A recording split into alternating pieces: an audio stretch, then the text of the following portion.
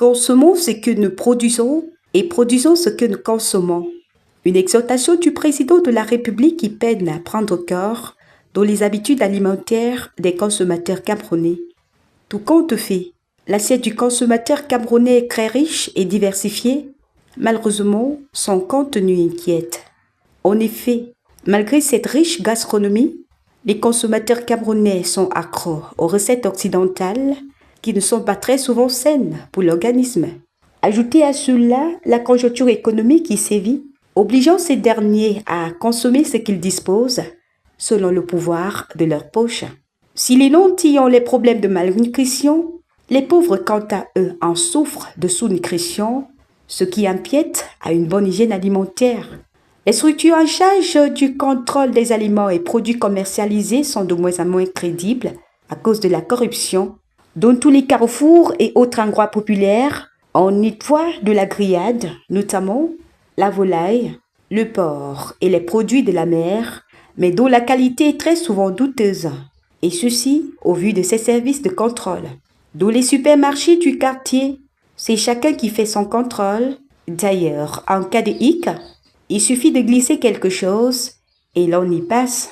Dommage pour les pauvres consommateurs. Au Cameroun, la contrebande et la contrefaçon prennent des proportions très inquiétantes.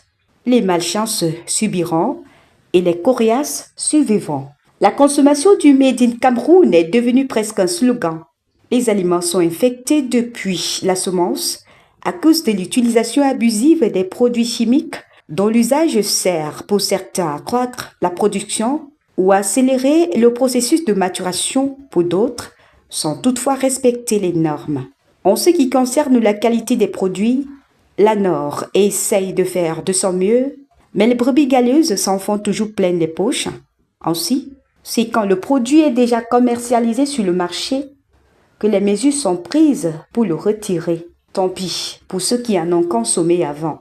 Le pays de Paul Biya dispose pourtant de tout pour bien vivre et mieux se nourrir, à savoir les terres, l'eau et le soleil, hélas. Les terres sont en chômage, pourtant les propriétaires meurent de faim. Les restaurants camerounais sont devenus de véritables mouroirs où c'est l'argent qui prime. La santé des consommateurs n'est pas un problème pour ces restaurateurs véreux. La nourriture est mélangée à des produits mortels. Dans les marchés, le plantain est formalisé, même certains fruits. Les consommateurs sont livrés à la mort. En ce qui concerne les produits brassicoles, le vin frelaté inonde les débits de boissons.